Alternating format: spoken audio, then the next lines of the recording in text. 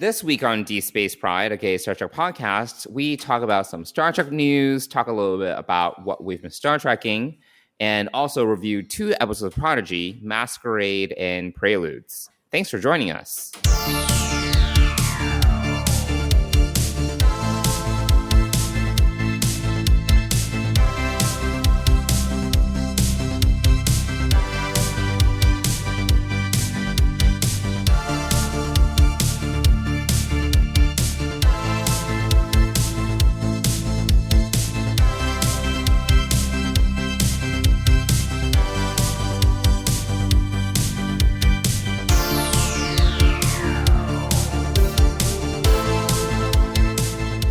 Hey, Mike. Hey, Johnson. How are you? I am good. It was a very energetic salutation on my end. So it was. And, my response was going to be like, hey, how's it going? But usually we stumble over that. So that was my dramatic pause for that. So we didn't have to edit that again for the 50th time, probably. Right. No, we should do another in-person one. It's been a while.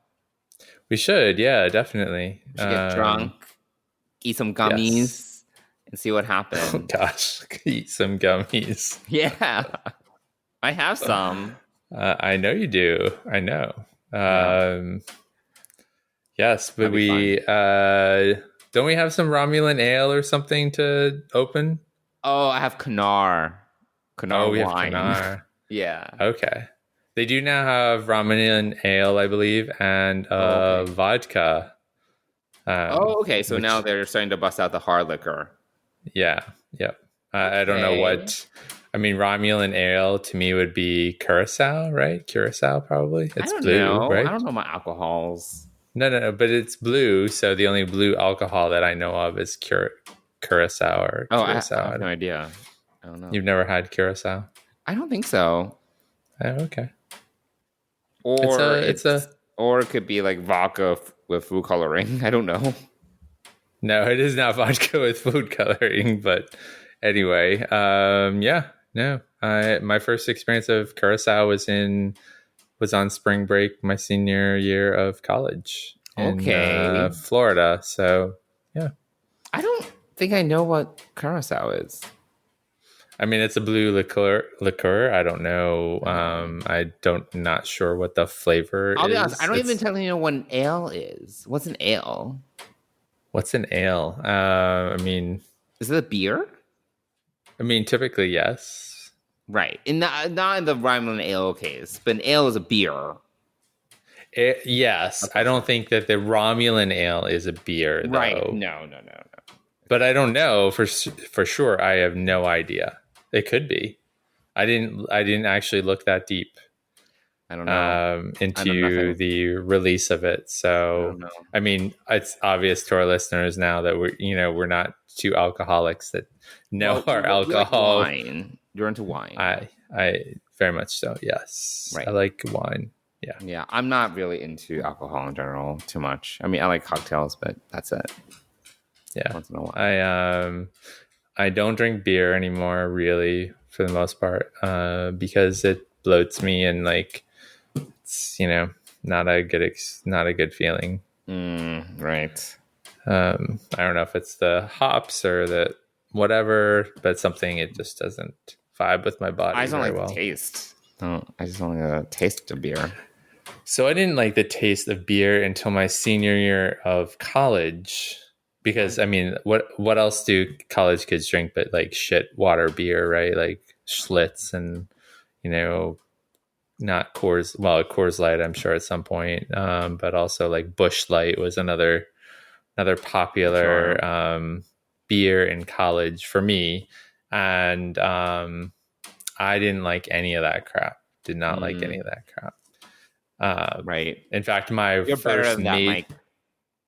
Well, I'm better than that. No, I mean, it just right from I didn't drink in high school, so college was my first experience, and I hated the taste of beer until my senior year when Killian's Red came out, which was sort of It's another type of beer. I can't think of the kind, but it had a little bit more body and a little bit more taste, and it was not, water.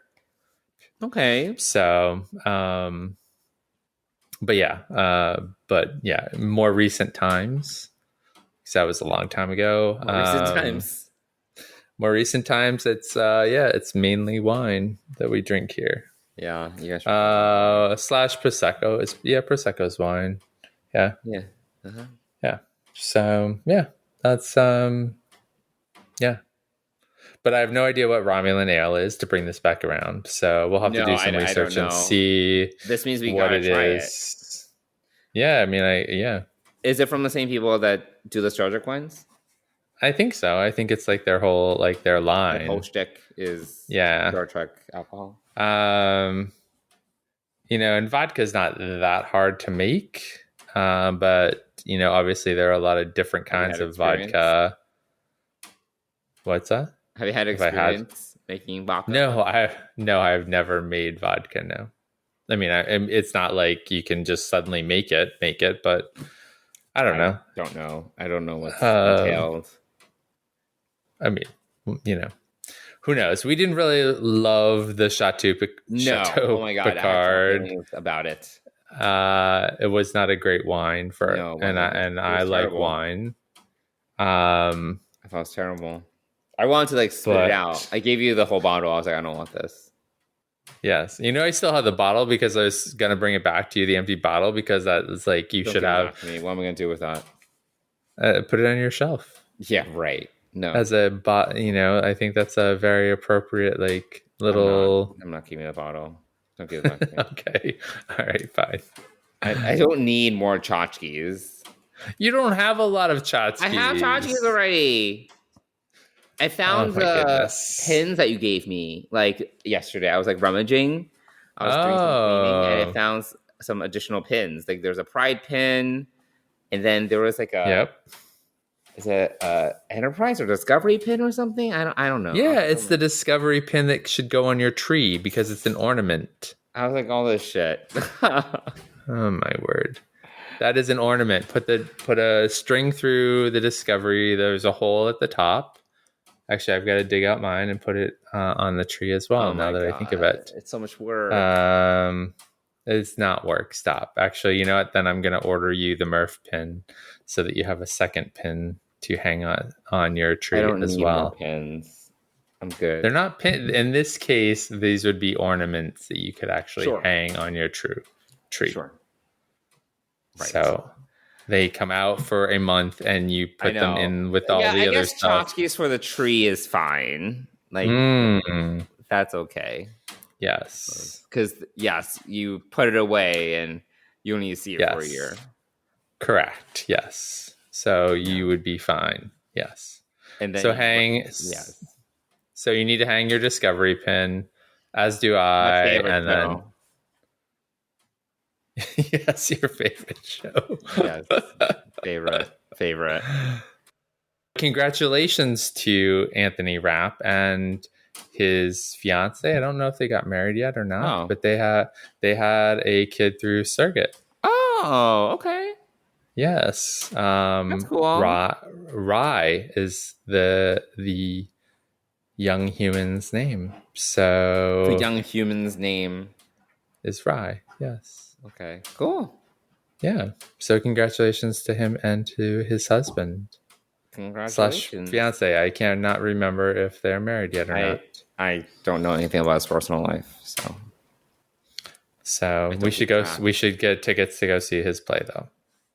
And see if we can be successful at doing it this time. Whereas we were. Oh my God, we tried 3 times or something. I know. With Mary to see Mary Wiseman. I know. That's so annoying. I know. I want her to come back. It's fine. I'm over it. Well, I mean, she can do another play, and we could go see her. It was so much effort. We went to so much effort. It was ridiculous. We went to a normal amount of effort. It was not extra effort. It was we tried booking it 3 times. Yes. And I mean, you it wasn't. went there, and the last time you were there, and then they didn't was even there. email until it was like what 40 minutes before or something. Yes, Whatever. that is true. Yes. Unacceptable. But that's not on her. I mean, I would want to see her actually. No, it's not on her, but it makes me not want to see any plays ever again. Okay, I mean, we're not really Broadway gays not to be. Neither one of us are Broadway gays. Dennis is not a Broadway gay. We're not singing show tunes when we have dinners and things like that. Although that would be every time interesting. I'm in the Village and if anyone wants to go to Marie's Crisis, I'm like, good luck, have fun. I'm not going. I like no interest. For our listeners, the context is Marie's Crisis is a bar in the West Village of Manhattan, and it's popular because there's basically like a piano. It's a piano bar. And they're always like just singing show tunes. Like that's the whole shtick. Yeah. And it's like my least favorite activity. So yeah, we're pretty non-typical gays. I think we don't do much reality TV. I used to watch a lot of Bravo. I don't know about you, but I used to watch. I watched a little bit of Bravo, but we've never talked about Bravo since in the 3+ years that I've known you. We've never talked about Bravo before I met you. I used to watch like all the Real Housewives and like. Oh my word! Watch a lot of Project Runway, Top Chef. Yeah. But then during the pandemic, we did watch a little bit of Project Runway. Dennis was watching it because I used to really like it. Like it was just so. I've seen a few episodes. Some of it. But after a while, it starts to feel the same. It's like I get it. These people are talented, and you give them like one day to turn around and dress. I get it. Yeah, I mean, we're not fashion gays either. No, we are literally just we're like nerdy gays. Nerdy gays, we really are. Yep, it's a subset that exists apparently. It's a small subset, though. I would say it's not. Yeah, yes, we're not a larger. It's not one of the larger circles on the Venn diagram. That's it is not. Yeah, definitely not. No. So that was news, right? Some sad news. Wait, what was the news that we just talked about? Anthony Rapp and his fiance. Was that news? Husband. Okay, I guess so. That's fine. Yes, that was news. They had a child, Rye. So that's news. More news is in the sad news category. Sad news is Kirstie Alley passed away. You're right. From she was young. 71. 71, yeah. Yeah. From cancer. Yeah. That sucks. I like Kirstie Alley. Star Trek 2 made her career. I mean, started her career. I mean, It did. Yeah. I feel Cheers made her career.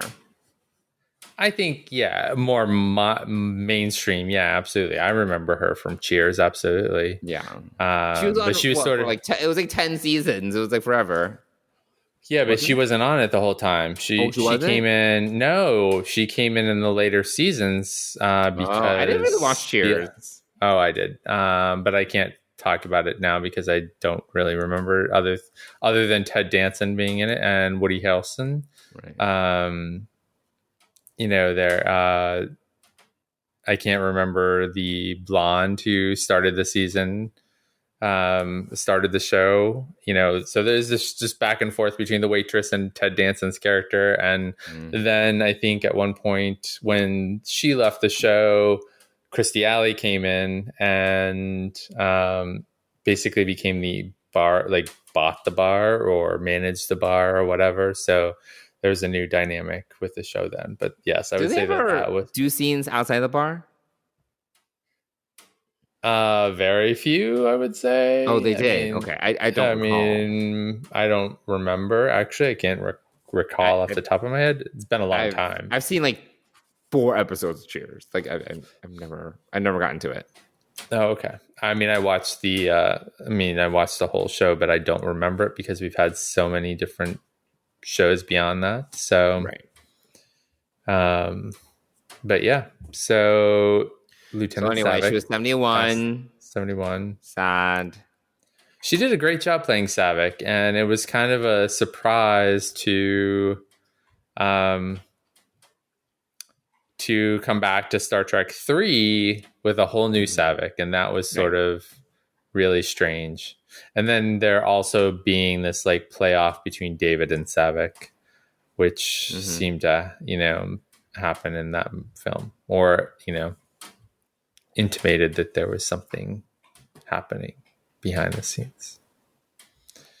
But, and then this I learned, so this will lead into the next thing, but I learned on Treksperts when they did the last show that was available, which was the Star Trek 234 quiz, that apparently Saavik stayed behind on, this is the behind the scenes. I don't know if it's obviously not quote unquote canon, but the reason why Saavik did not go with the crew on the HMS Bounty in Star Trek 4 to go back to Earth was because supposedly she was pregnant with Spock's child.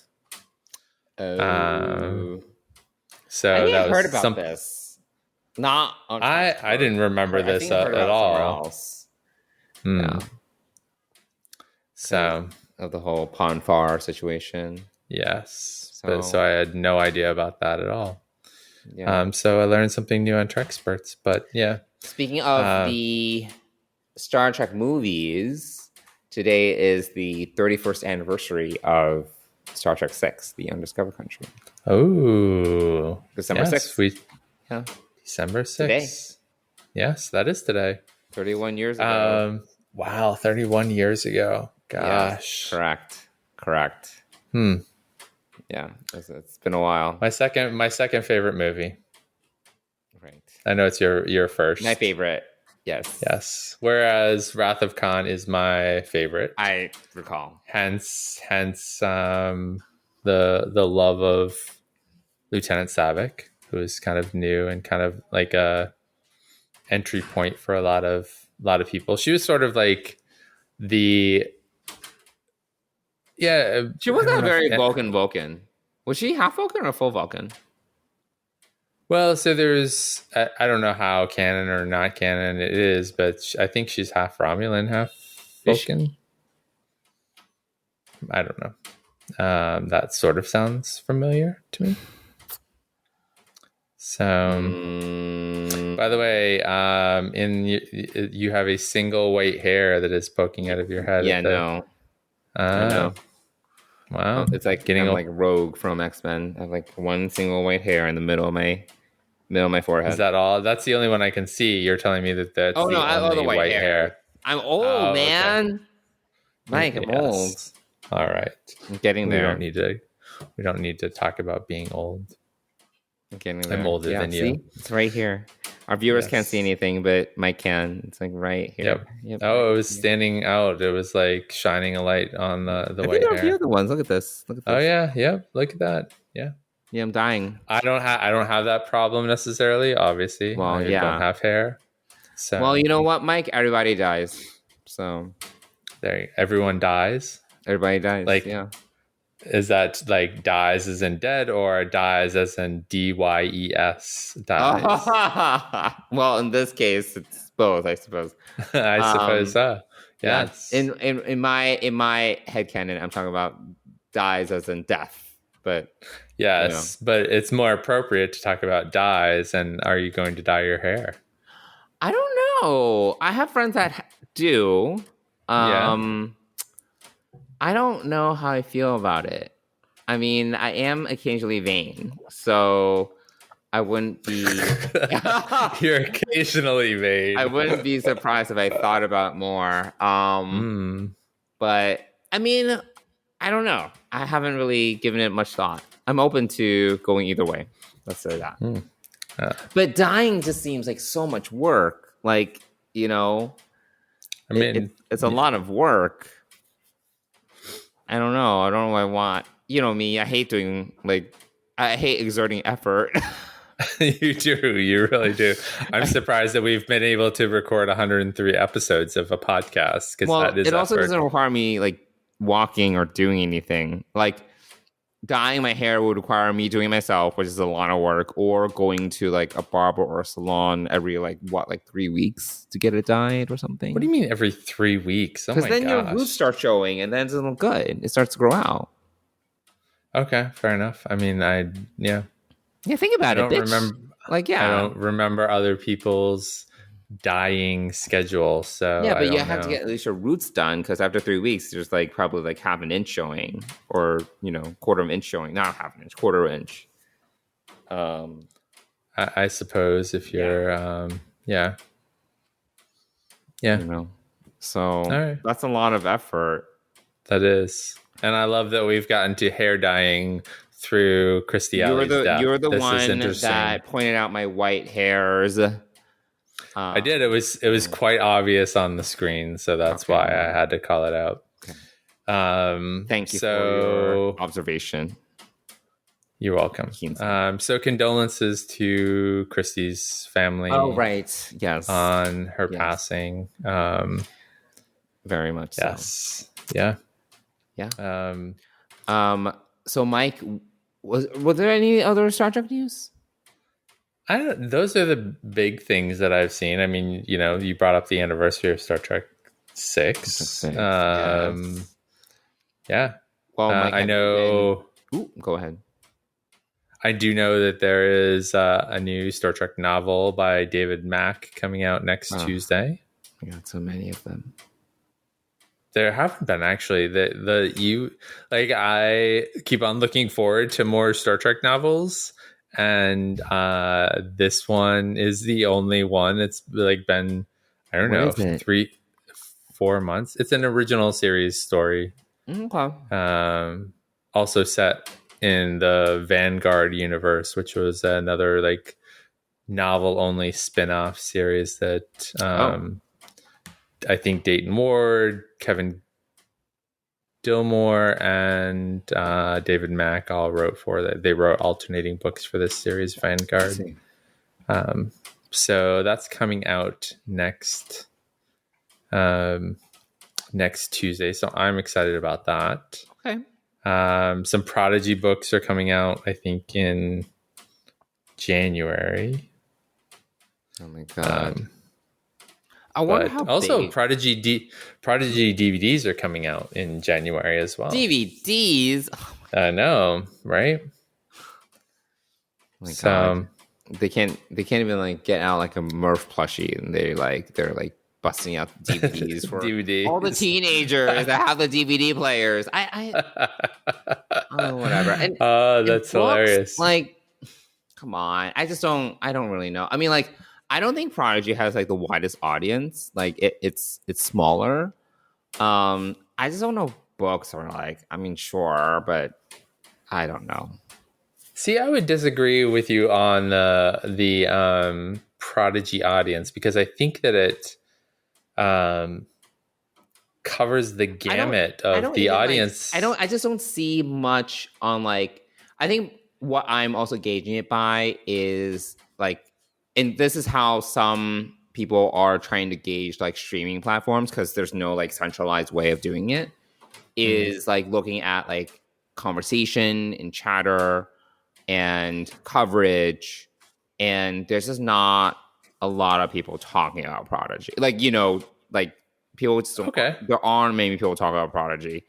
And it's not like, I mean, I'm occasionally on TikTok. I'm not seeing all the, Prodigy videos from these teens, like I don't know, like, so obviously people people watch Prodigy, like Prodigy, but I don't know how small this or large this echo chamber really is, I see. I don't know. Yeah, that's a really good question. I don't know.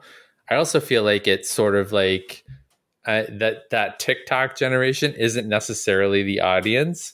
I think it's like the every 10 and teenager's under on TikTok. Right. So I'm saying that, the audience of Prodigy is like 10 and under. So not a teenager, 10 and under, and then like 30 and over. I think it's more like tween and teen. Tween is like 9 to 12, like, and then, you have your 13 and 15-year-olds. I don't know. It was like 8-year-olds. I don't know. I feel this a little too young for Prodigy. Like, honestly, sometimes Prodigy is confusing, and I'm an adult. Like, even like the whole like Preludes, like I had to like think about it for a minute. I'm like, there's so much like timey-wimey shit. Like, You know, like would an 8-year-old get it? I don't know. Right. Yeah, right. Especially in Prelude. Yeah, the end of Preludes where we learn quite a bit about what's. I mean, I got it. Like, I get it, but it's kind of like you're asking a lot from an 8-year-old if you're like trying to get them to understand all this shit. Yeah. No, that's a fair point. Yeah. I don't know, because like the broader Star Trek fan base, I'm not sure all of them are watching. You know, like it doesn't have the same. It's not in the discourse as, say, Lower Decks is, you know, if we had to compare it to another animated series. Like, I just don't really see, like, that much coverage about it. Like, even on, like, other than, like, Track Movie and, like, maybe, like, you know, a couple other Star Trek sites, I don't really see people talking about it. Yeah. I mean, fair enough. Yeah. So I guess so. I don't know. Yeah. I don't know. My point is writing a book is like potentially asking for a lot. Like at least get the fucking Murf plush out, you know? Like please. Yeah, no, I definitely think that they're missing the buck on the Murf plush. You know, and I think actually it would go really well with a good like Rock Talk plushie as well. Sure. You know, go for the really big character and the really small character. So, yeah. Anyway. But alas, they are not capitalizing on this. And, you know, I actually didn't check on eBay how much the Murf plushies are going for. But I think when I checked, it was something. But this was like shortly after. It was like, I think 90 something. Oh, wow. Yeah. I haven't checked recently, though. Well, so that pretty much covers the news, right? Wouldn't you say?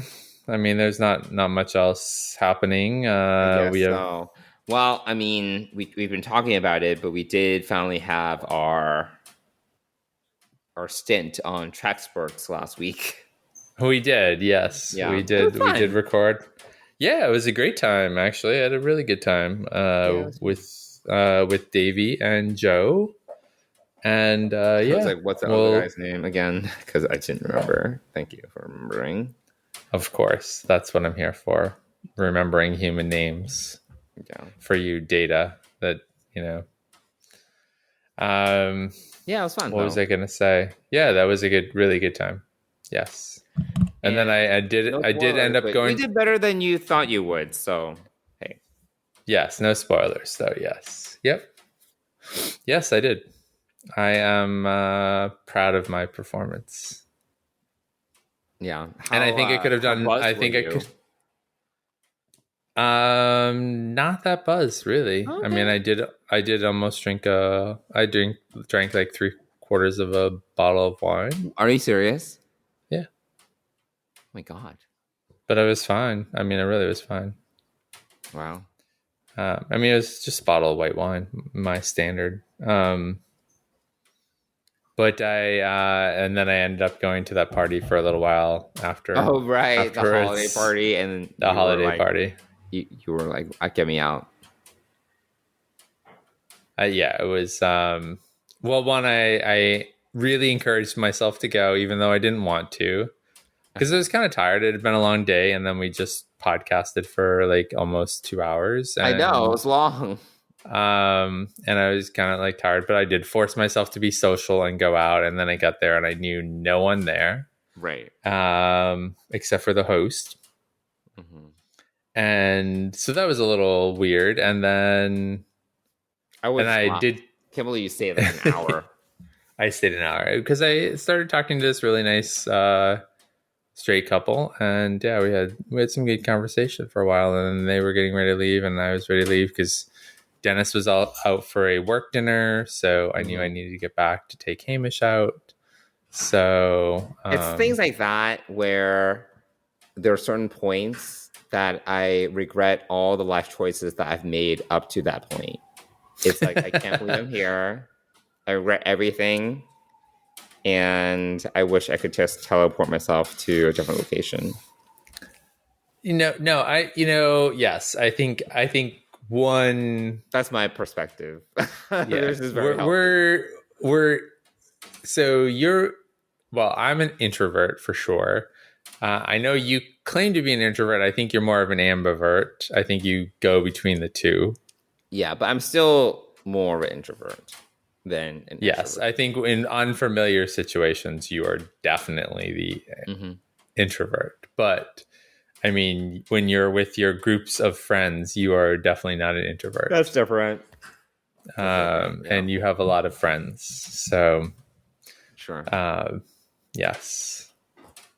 So anyway, yes. But yes, in a situation like this, you know, I mean, it sounds like it's fine, right? It was fine. Yeah. I mean, yes. And I wanted to go. I mean, I did it, I went and, had an okay time. And, it's just, yeah, it's always nice to have someone there, at least one person that you know. And right. To like barnacle onto. Yeah, essentially. Yeah. Sort of start the conversation, and then hopefully they're a little bit more connected to the group, and they, bring other voices in and blah, blah, blah. But anyway. Hey, when we went to Vegas and Chicago, I gave you the heads up. I'm like, I'm going to barnacle onto you. Yes. And you did. Yes, I did. Very much did. Yeah. You very much did. And also Comic-Con, definitely barnacled. Yeah, you were like afraid of being lost. Afraid of being lost in the jungle of Comic-Con. Yeah, definitely. Not only so at Comic-Con, it was not only was line of sight necessary, I had to like hold onto you continuously. Yes. Yeah. Yeah. Oh gosh. When we met up with Yvette, that was funny because she was like kept on like looking at you like you're weird, like you're clinging on to me for dear life. Yes, yes. Whatever. I have no shame. No, yeah, you definitely do not. Yeah, I mean it's good that we never go out together and are both single. Otherwise, everyone would think that we're together because the way that you barnacle onto me is very funny. So neither one of us would meet if we were both totally single. Platonic. It's just I absolutely. I need to be touching you all the time, basically. Yes. Continuous contact. So yes.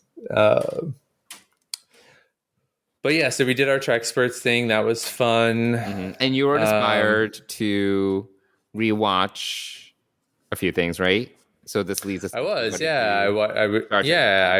I rewatched Emissary, and I actually really want to rewatch Deep Space Pride again. Deep Space Nine. Oh, Deep Space Nine.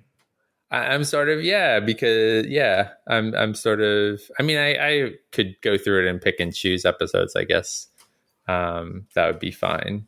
I mean, there are very few bad episodes, so that is true. Yeah, that is true. So, it would be, but getting through that first season is sort of tough, and then at some points it's a little. The first season is not that bad. No, it's not horrible. It's just and they're really it's a really slower season one.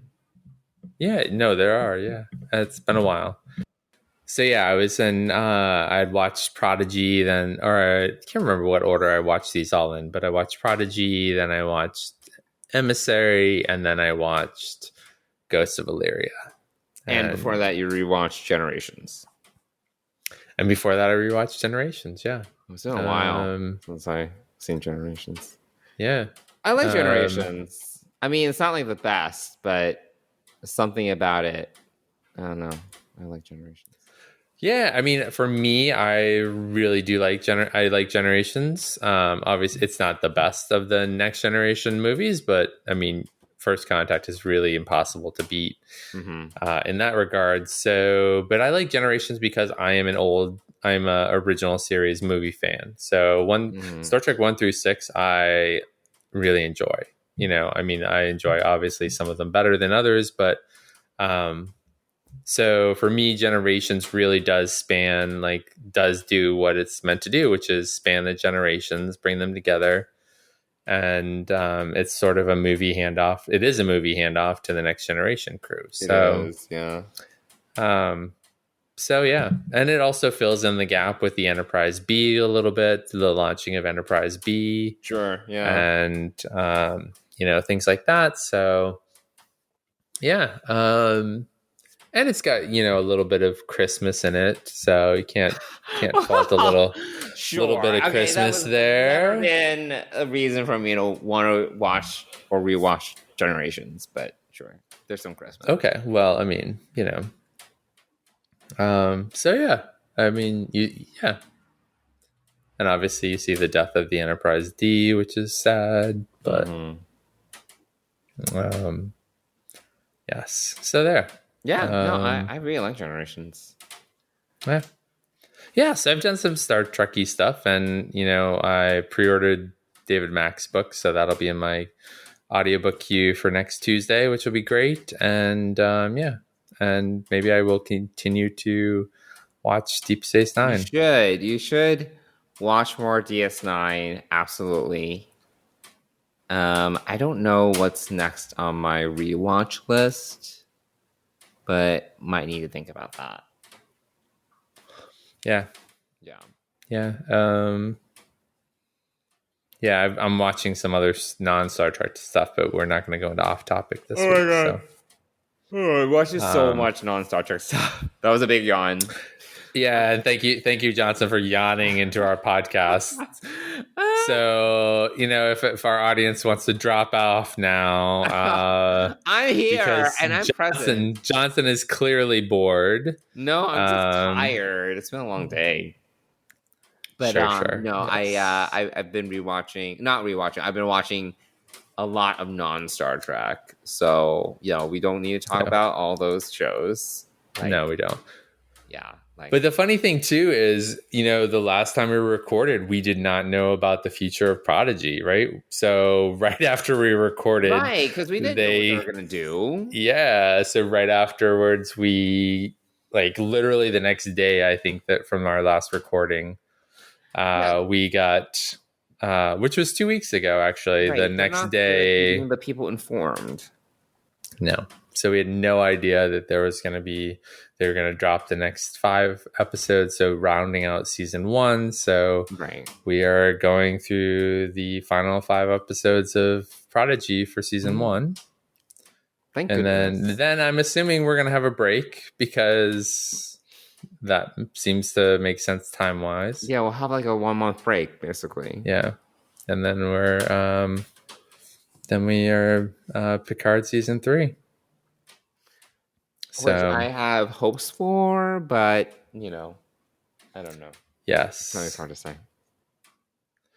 I mean, we're going to watch it. Based upon another recent interview, it's maybe there will be more connections to DS9 that we thought we would get and Voyager that we would get. So that's potentially exciting. Yeah. But until I see what it looks like, I'm holding judgment. Sure. Yes. Yep. So, yeah. Yeah. And yeah. Well, in that 6 weeks, will we rewatch season 2 of Picard? You probably will not. No. That is not on my list. I might watch a few of the episodes to just kind of get to warm up for the new season, but we'll see. Yeah. Who knows what January is going to bring, so... Might be dead. Oh, gosh. Yeah. Well, I'll be 41, so... You will be 41. Yeah, and then it's all over. Oh, my word. Yeah, all over. We've now gone from yawning to death again, and... Yes. It's very typical. It's it is standard operating procedure for our conversations throughout the days usually, but not so often during our podcasting as much. But apparently that's what we're getting this week as we approach the end of the year, which is fastly approaching. I know. It's really soon. It's all over. Well, next week I'm excited. I'm excited for something, actually. I am going to go see Mariah Carey perform her Christmas album at MSG. So, oh, look at you! yeah. Wow. Mm-hmm. Interesting. I like Mariah Carey. I think she's amazing, and she has a great Christmas album. I can listen to it constantly. Oh, wow. Okay. Yeah.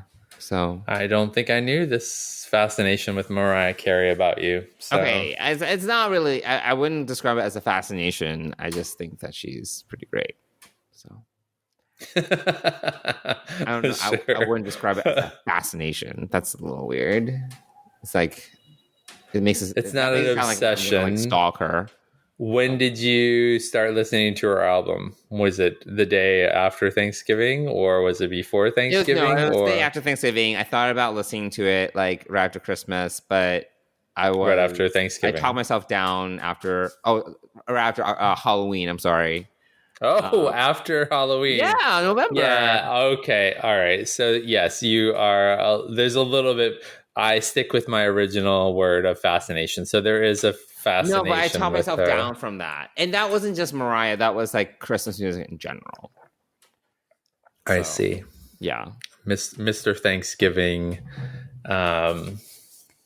It's the best holiday. At least I think is listening to Christmas music in November. That would probably be even better. Like listening to Christmas music in November. Yeah, because then it's like the whole month versus just like the last week. You know. No. So it makes sense. There you go. Yes, I guess so. Cool. I guess so. Why don't we talk about Prodigy and episodes that we're going to review? Cool. Yeah. John Billingsley, Phil Phlox, Hollywood Food Coalition here. Guess what? Trek Talks 2. It's happening. You asked for it, you got it.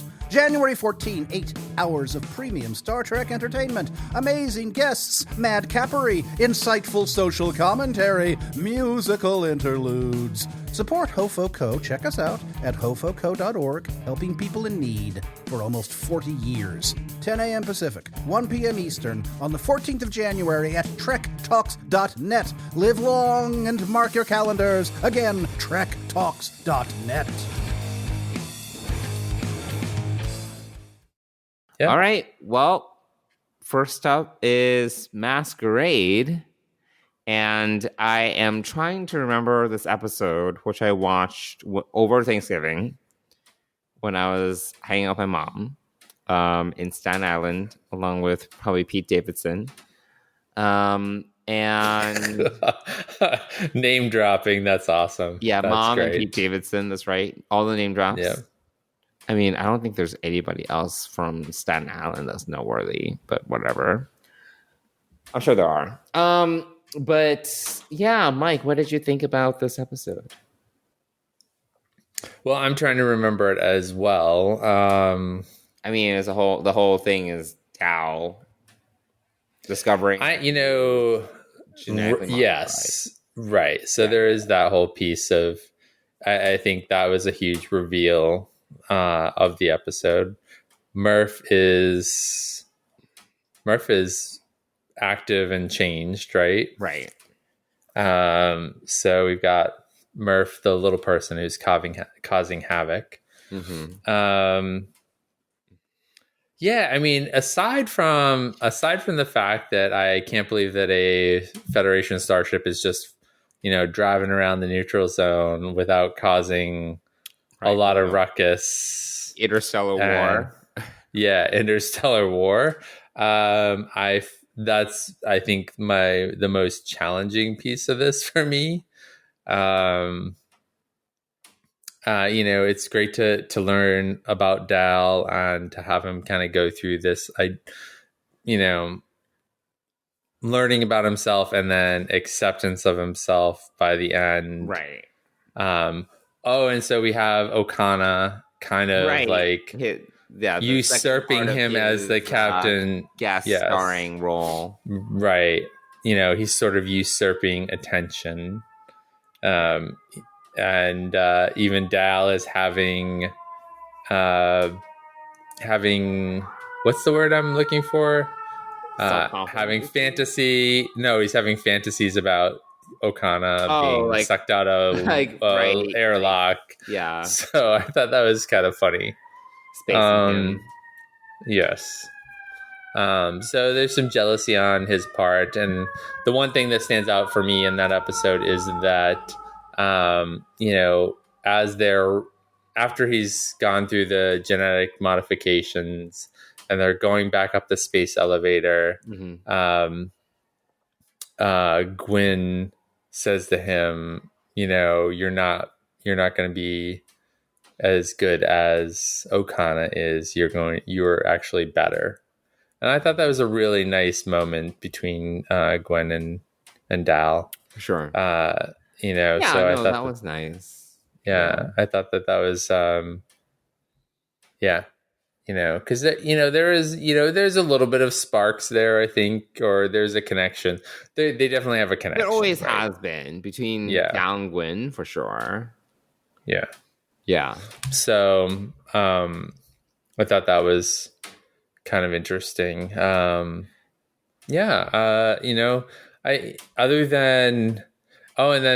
towards the end, right, we have the torpedoes going to destroy. So that was I was like, where is Voyager?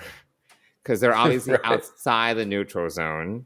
Yeah. But for them to be able to pinpoint specifics as to what is happening with the Protostar is a little bit of a reach for me. And for them to be able to just fire photon torpedoes into the neutral zone without the Romulans being all over them, I'm kind of like, right? What's happening? So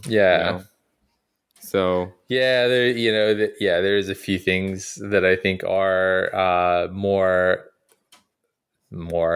that are harder for us to accept as adults watching this. As adults who scrutinize. Oh my God. So I got, speaking of logic issues, yesterday I was just like on YouTube and I came across, it was a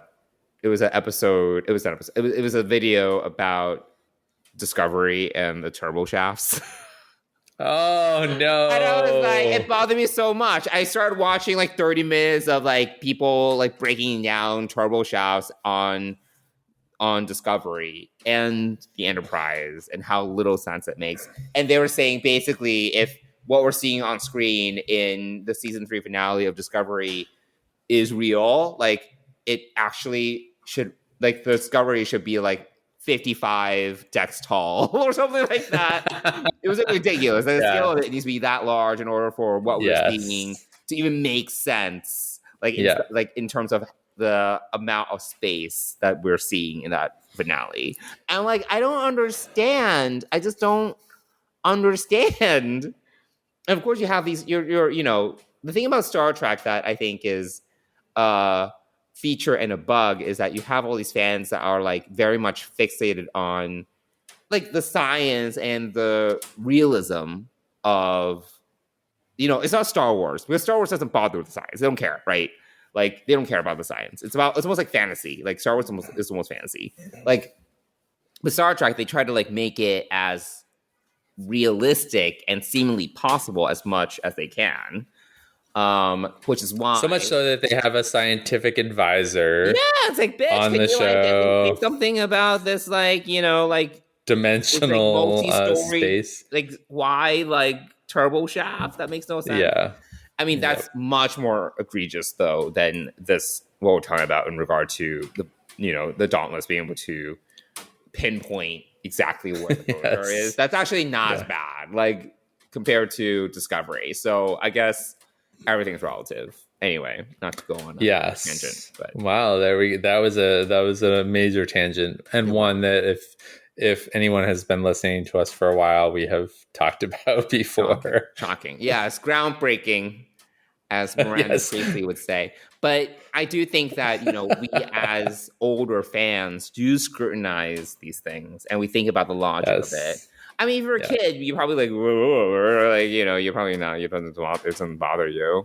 It's like, sure, they, it's like, yeah, they can't be right there, but they're maybe like a little far away, and they can like just figure it out. Yeah. Yep. No. It's definitely, yeah. But again, you just kind of have to accept it for what it is, and yeah, it's fine. It's not that bad. Yeah. It only bothered me for like, I think 2 minutes, and I was over it. Because I don't even think it bothered me until now. Like, I don't think until we talked about it. Oh no, totally. Did it bother me when I was watching? Oh, okay. I don't think I was paying it. I don't think it bothered me during the watch, but then all that was washed away when it was revealed that Ensign, whatever her face is Avon Dukat. And I was like, what the fuck? Yes. Ensign Essentia. There we go. Essentia. Yes. I was like, what? Yep. That was a twist, man. I didn't see that. That was coming. a twist. That was coming. A twist. Yep. I was like, I was like an audible gasp. Yeah. Yes, I would agree that that's sort of the, and that's actually the, I think the source of the title of the episode, right?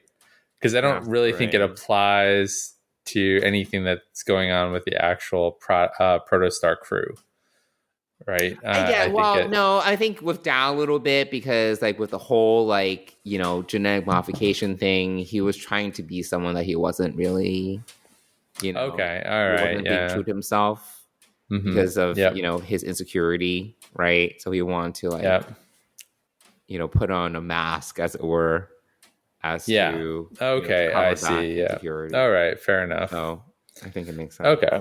I guess so. Sure. Yeah, I do like these project titles that have like multiple layers to them, including the next episode as well. But I did like this episode. I thought that the whole Dow stuff was great. I thought all his friends banding together to reassure him that they loved him just as he was really nice. I know you're inspired to talk a little bit about the whole genetic modification thing, augmenting, and that potential discussion around. I mean, like, and I think it is interesting how, like the larger implications of him being an augment, and if he will ever be accepted into Starfleet Academy, or like, like what the deal is there. Yeah, I mean. Yeah, and we don't have to get into too much, but I think the, so I watched this episode. I watched Ghosts of Illyria, which also talks that, the Illyrians are, genetically modified species. Right. So, or have chosen to modify themselves to, for whatever reasons.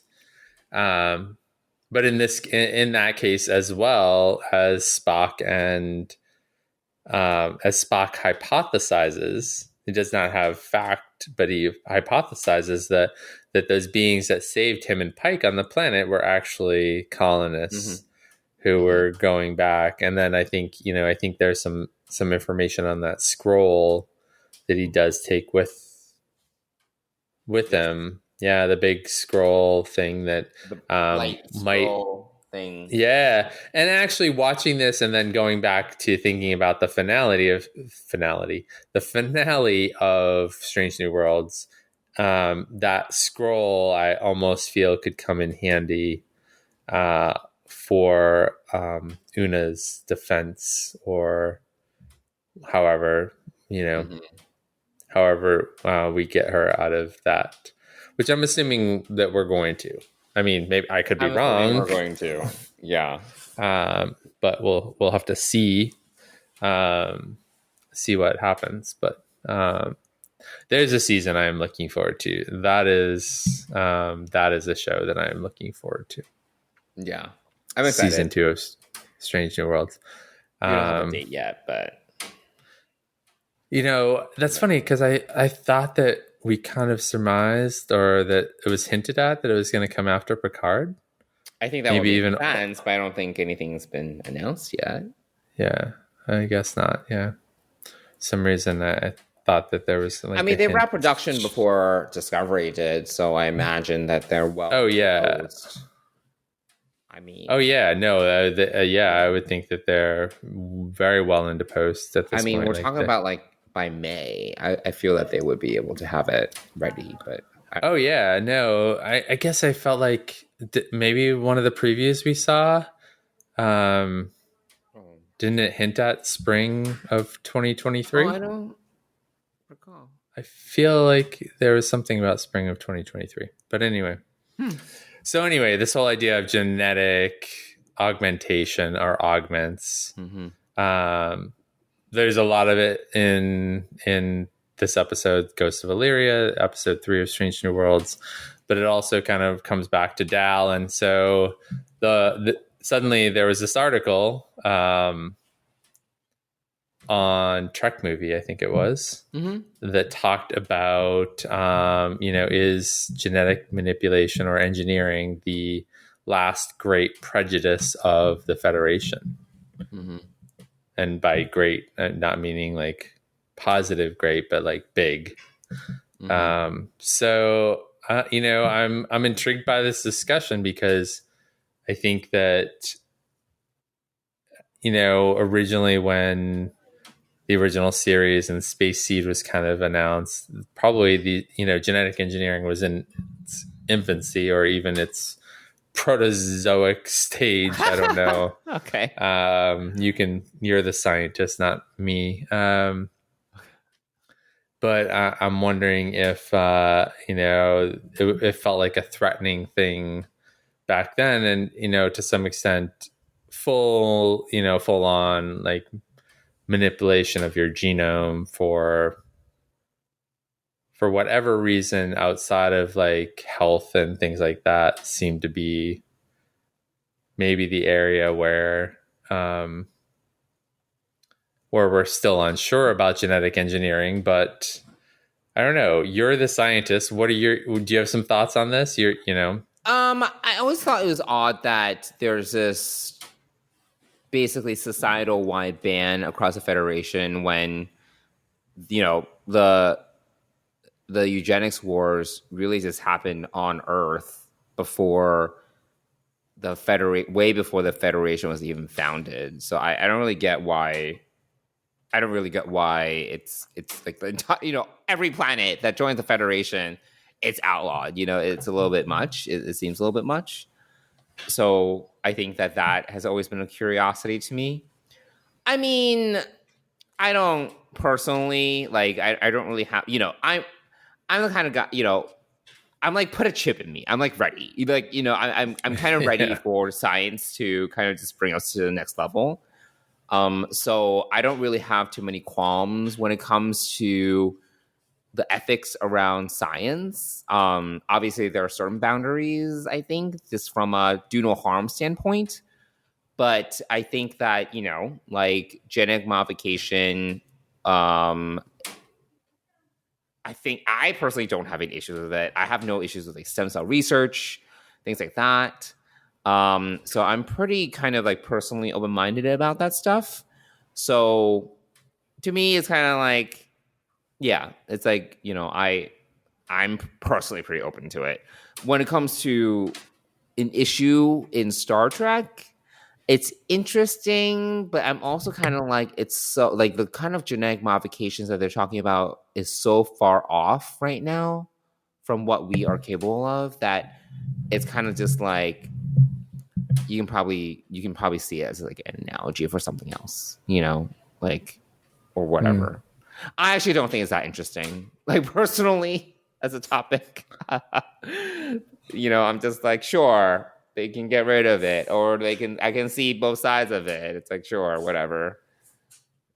Yeah, fair enough. Yeah.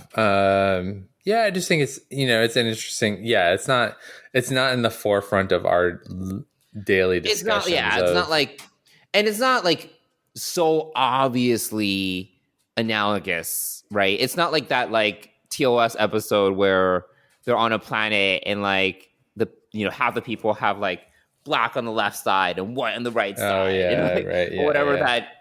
What is that? What's the name of the episode?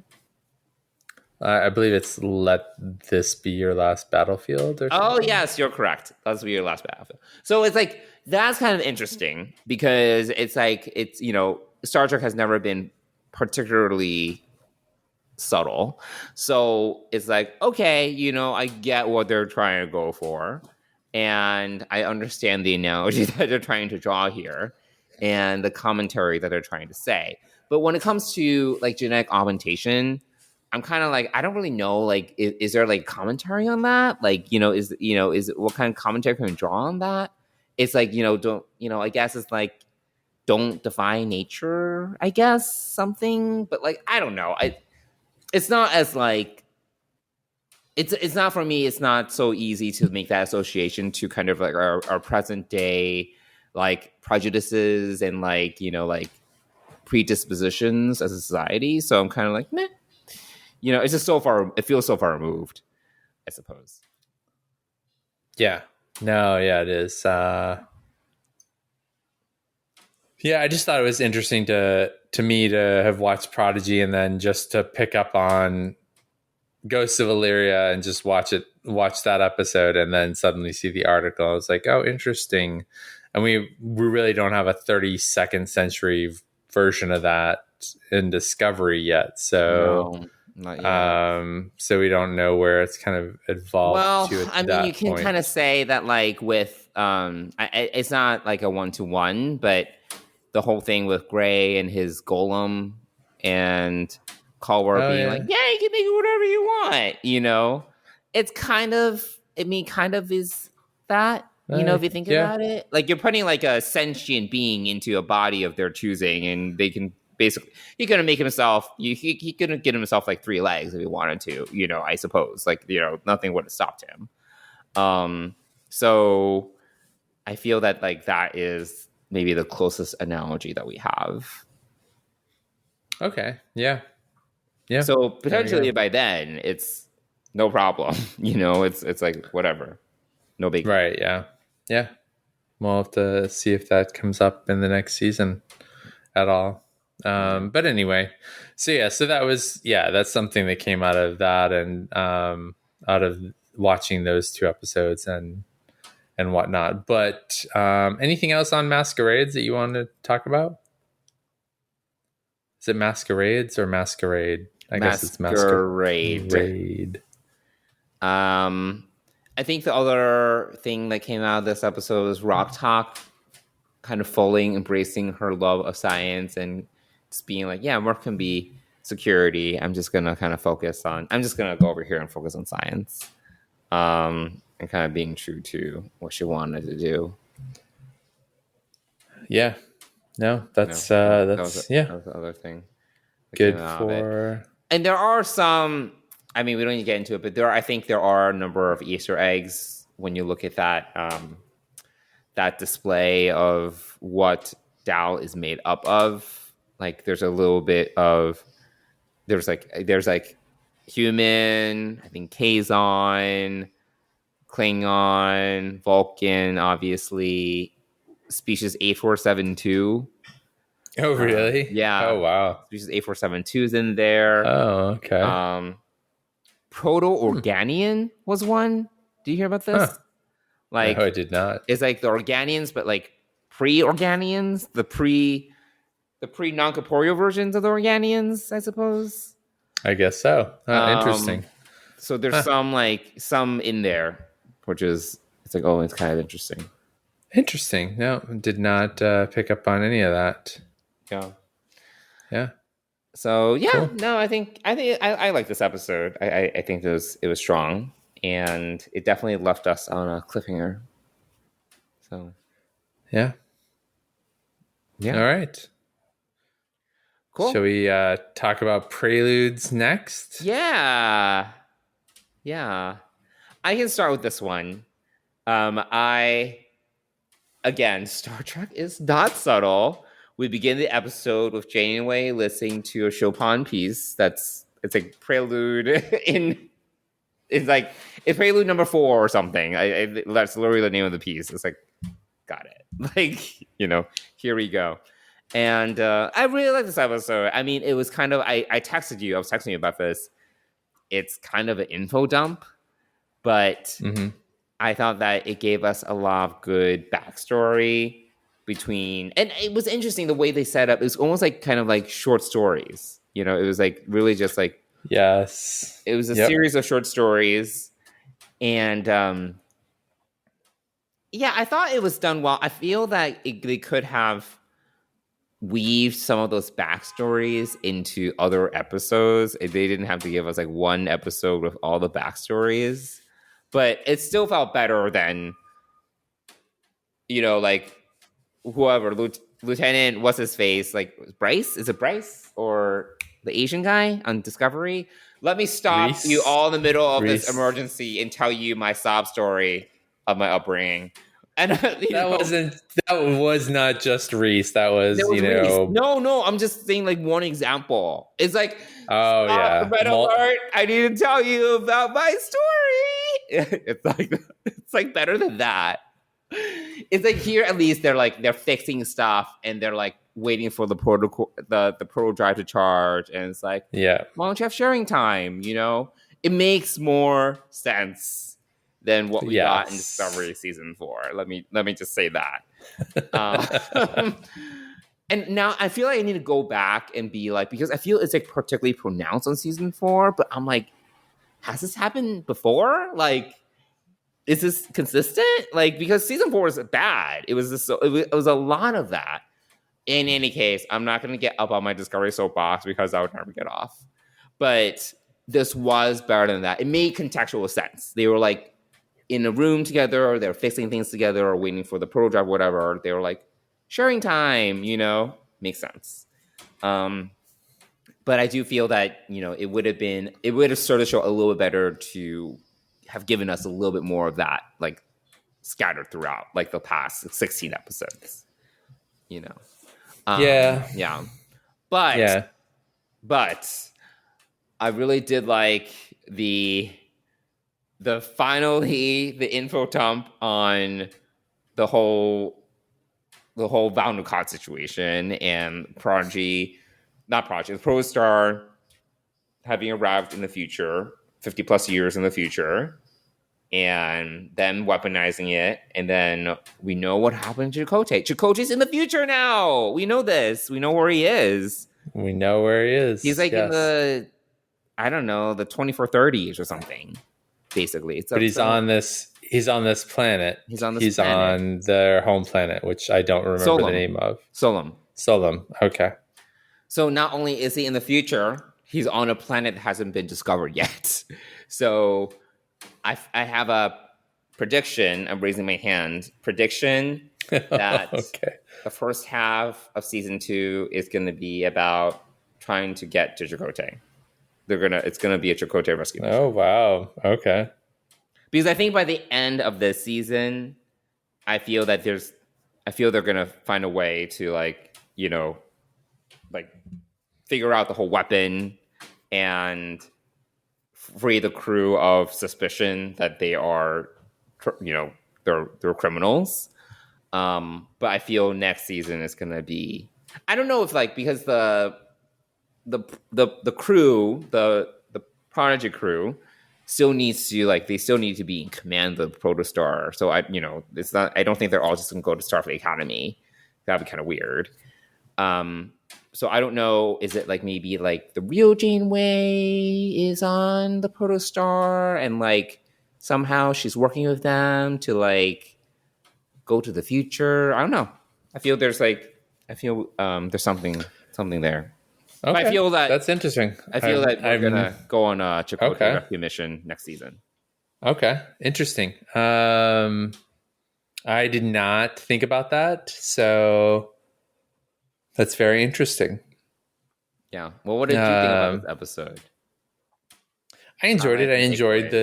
I enjoyed the stories about the crew. You know, getting to know where. And let me tell you my story. I'm going to do that. I'm going to do that in a very inappropriate time. Oh, gosh. I need to share. Sorry. Stop everything. Oh, gosh. Yeah, so Now you got me all like messed up because of that. So let's see. So we have Rock Talk's story about being the monster. We have Zero's abduction. Mm-hmm. What else do we learn? We already know Jenkum Pog. Oh yes, Jenkum Pog's story. So yeah, the Tellarite sleeper ship. Mm-hmm. So yeah, I don't understand where the sleeper ship was going. Like he said that it launched pre-Federation, fine, but where were they headed? I don't know. And yeah, it was I don't know. 30 people. It wasn't like a generation ship where they were gonna seed a new planet. That's not enough people to like start a new civilization. So I'm like, where are they going? Yeah, and my difficulty is not with that. It's with the fact that he has to leave the ship because he is like the difference between 29 and 30 is so big that he will him being off the ship will save the ship. Yeah, I was like trying to do the math there. I was like, maybe. Yeah, that's probably the least clear piece of this story in this episode. So so there's that. Did we see Dreadnought in Masquerade, or at the very end? Because once at the very end, Ensign Essentia reveals herself, right before she reveals herself, she's like Dreadnought, and the table becomes Dreadnought.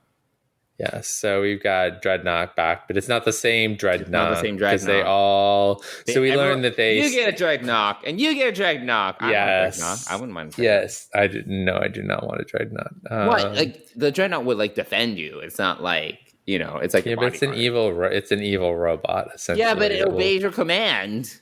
They're just trying to save their fucking civilization, Mike. Okay, sure, yes. The stakes are high if you think about it. Obviously, they're the villains. But literally, they're trying to like prevent the collapse of their civilization. So, yes, and they think that sending the protostar back and killing the Federation before they reach them is going to save their society. So, yeah, I am not entirely buying that. I'm not this whole story is very. I mean, there's certain aspects of it that make sense to me, but I think that I just think it's very short-sighted that I think it's very convenient that the protostar shows up and they suddenly realize we can stop all of this. It has nothing. It was all the Federation's fault. Sure. Which I don't. Inherent problems. I mean, I feel the Federation. It sounds like the Federation was kind of like a catalyst for what may have already been there, if anything. Yeah, I think it was there. I think I think that's just convenient blaming. But at the same time, I wouldn't put it past the Federation to not intervene, right? Because they wouldn't intervene, like in the Civil War. Like they wouldn't step in. So no, but to blame the Federation for the Civil War, I think is a little weird and not really great. So I don't know. So that's my struggle with that. And the fact, like, did we really get a clear? I mean, and maybe we didn't, or maybe I missed it, or I don't know. But like, how does the protostar end up in a time warp that shoots them 50 years in the future? So here's my understanding of the timeline. Here's my understanding. Okay. So the protostar was launched in the early 2380s. Like after Voyager comes home, a few years later, Yes. Chakotay sets out. So the date I remember from reading about this is 2383.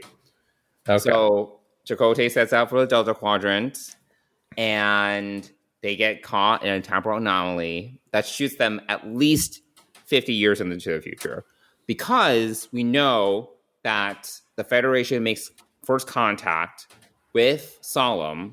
And then over the course of 50 years, basically the entire civilization collapses. Right? We know this. That's correct. So if we assume in the 2380s, that first contact happens, 50 years later, civilization is over, and then post-apocalypse, Civil War, the Protostar shows up. So at least 50 years. Yeah. And then they tinker with it. They hold Chakotay and his crew captive. They put their last construct on it, living construct weapon on it. I don't know, they didn't go into that on it. But then Chakotay takes command of it remotely and sends it back into the past through the anomaly.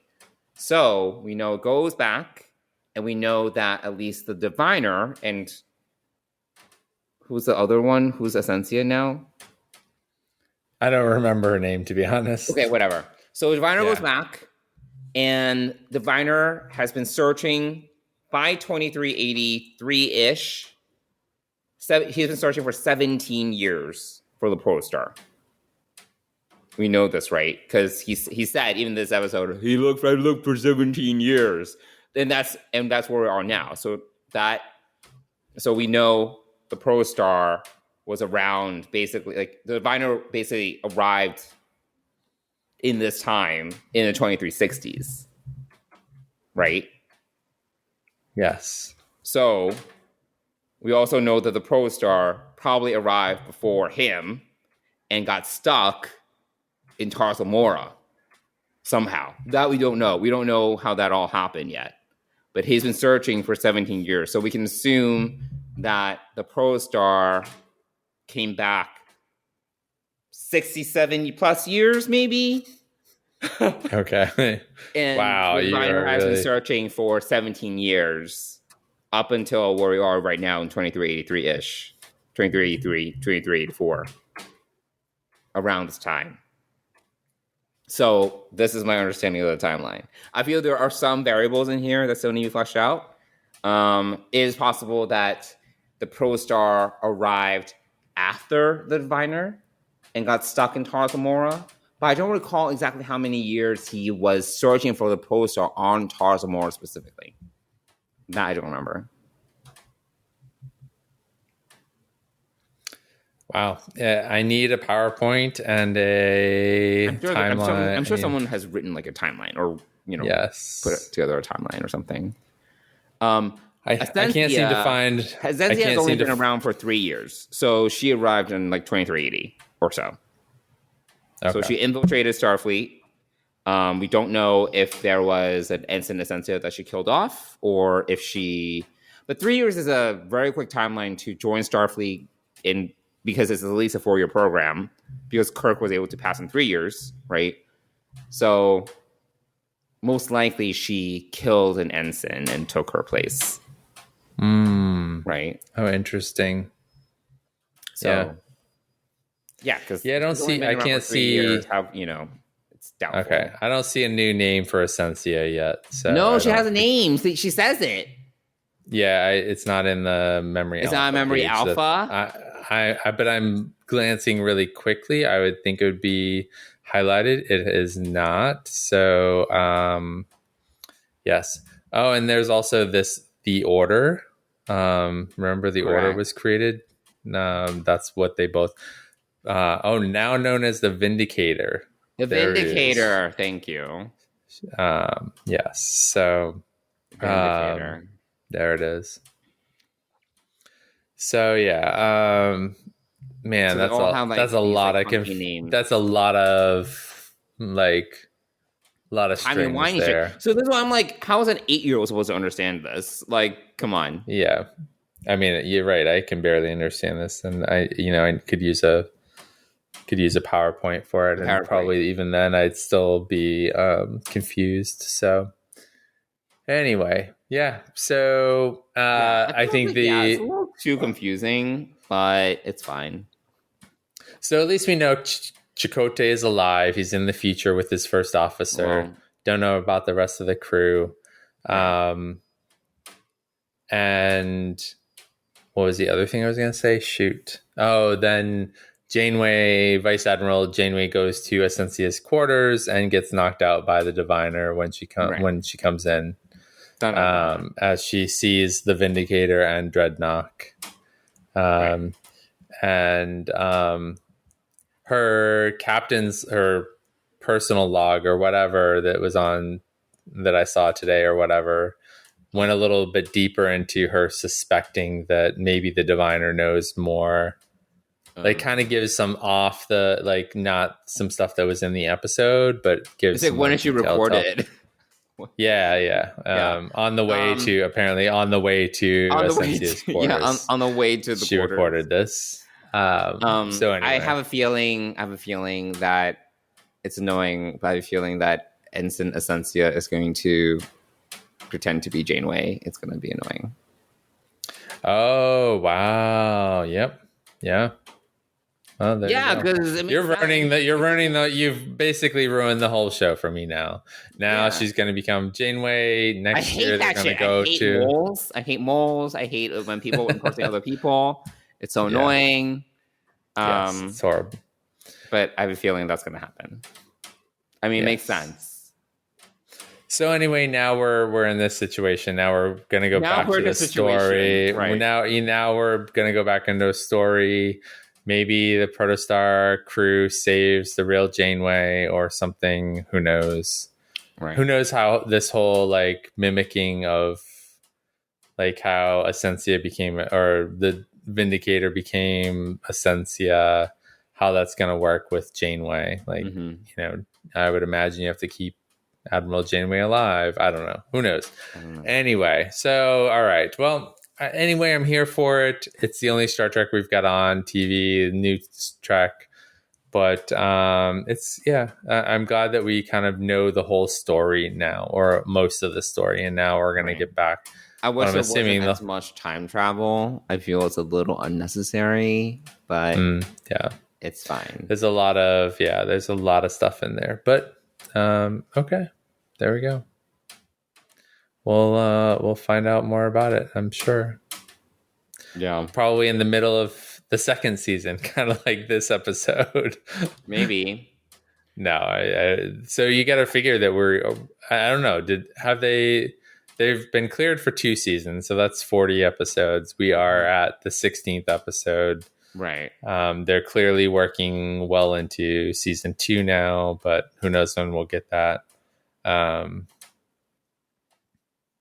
But yeah, so we have 20 more episodes after this season wraps up. That's a lot. I'm gonna bet money that next season is about Chakotay.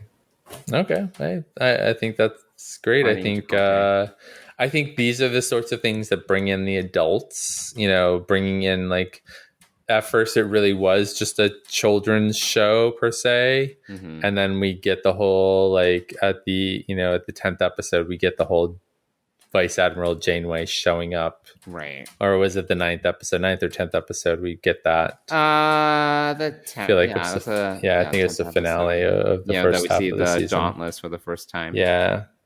So I think they're slowly bringing in the rest of the Star Trek family, i.e. the adults for real. Like, so now it's sort of Voyager Part 2 or whatever. But it's like, who is it for? I don't know. I mean, it's for people like us, but I don't know. I just don't know.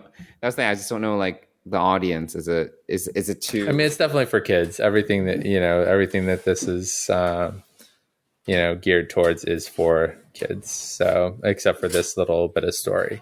Are we done? Is there anything else about Preludes for us to chat about? No, I think that wraps up Preludes pretty well. We didn't even really dig into the Rock Talk and Zero storylines, but it's okay. It's pretty straightforward. We now know the whole crew, and right, we don't know Murf's story yet. We don't know Murf's story, so that's about it. And we know the Vindicator's story now. We still don't know all of the Vindicator story. Like, did she kill? We also don't know all of Chakotay's story. No. Cool. Well, Mike, do you want to give a shout out to our sponsor?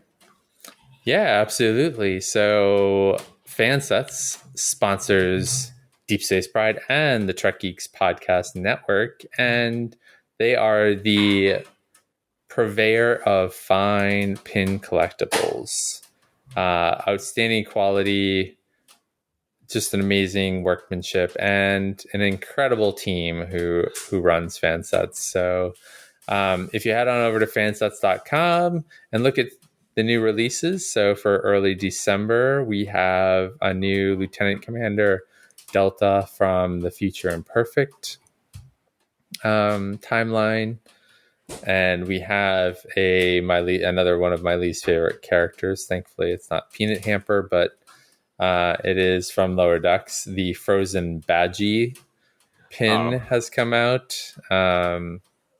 Badgie, yes, yeah. Badgie, yes. Also not a favorite of mine. There is a new Star Trek Prodigy logo pin, as well as Murf's Christmas pin is still available. Might have to send that off to you, Johnson, for your... Because I love all the pins. You love all the pins, and you need more tchotchkes. But this would only be a Christmas tchotchke. Oh my God. So it doesn't... it goes in a box for 11 months out of the year. Goes in the box. They also have something that I really like is the Europa mission pin, which I think is kind of cool. And we did talk about Lieutenant Savick earlier. They do have a autograph pin from the Robin Curtis Lieutenant Savick. So that along with a autograph pin from Doug Jones, friend of the show, I will say. Yes. So head on over to fansets.com, put a bunch of pins into your basket, and if you use the code TrekGeeks, all one word, you're going to get 10% off your order. And if your order is more than $30, you are going to get free shipping in the United States. And they do ship them out pretty quickly, so it's still a great gift if you know someone who enjoys Star Trek or any of the other fan shows that they have there. They have Ultraman. They do have gift cards, so you can get that. They have pin accessories, so they help you display your pins. They have Lost in Space and a bunch of others. So head on over, give them a bunch of love. They do a great job. And we want to thank Fansets for being the exclusive sponsor of Deep Space Pride and the Trek Geeks Podcast Network. Thanks, Fansets.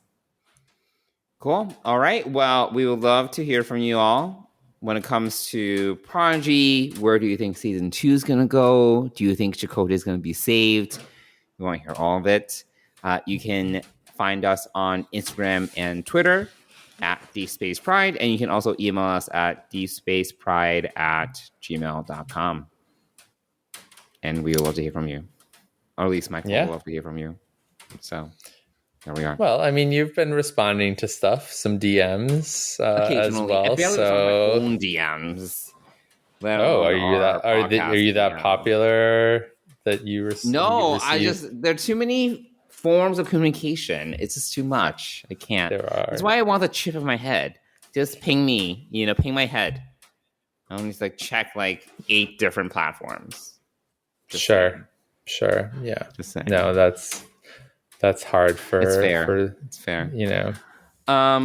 Cool. All right. Well, thanks everyone. Appreciate you all joining us. See you in 2 weeks, where we'll talk about episode 8 and 9? 7 and 8? 7 and 8. 7 to 8? 17 and 18. Oh my God. Okay. 17 and 18. And it'll probably be our final show of 2022. Oh my God. So, because that'll be the week of Christmas. Yes. Wow. Yes. Oh no, the week before Christmas. Christmas. To Boston this week, right? This weekend? Yes, we're going to Boston for Dennis has a medical conference, so we're going up to Boston for the weekend, and that's why we're recording on a Tuesday night. And so we'll be up there for the weekend, coming back on Sunday sometime, and and then we're going back up for Christmas as well for a couple of days. So fun,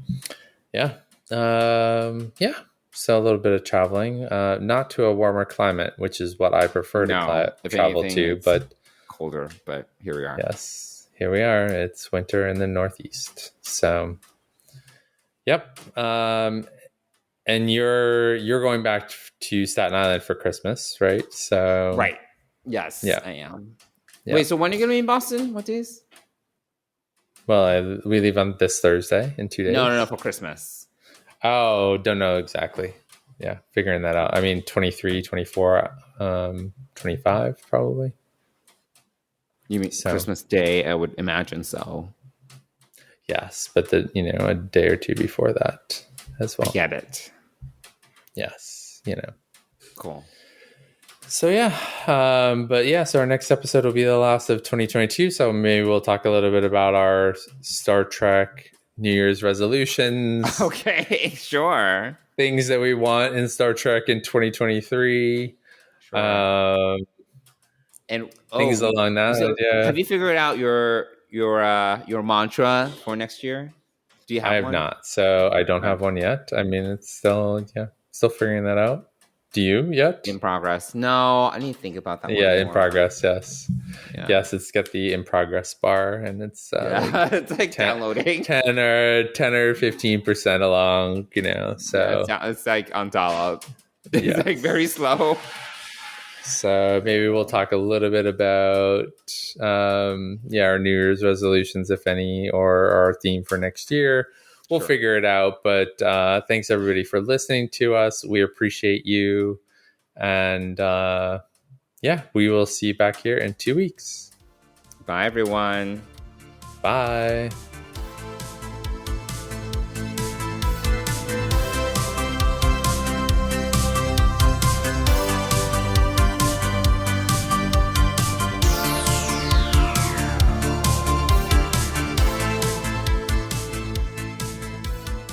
Deep Space Pride is a production of Coconut Media Works. Executive producers Bill Smith and Dan Davidson. For more great Star Trek discussion, discover the other shows of the Trek Geeks Podcast Network at trekgeeks.com or find us in Apple Podcasts, Spotify, or your favorite podcast app.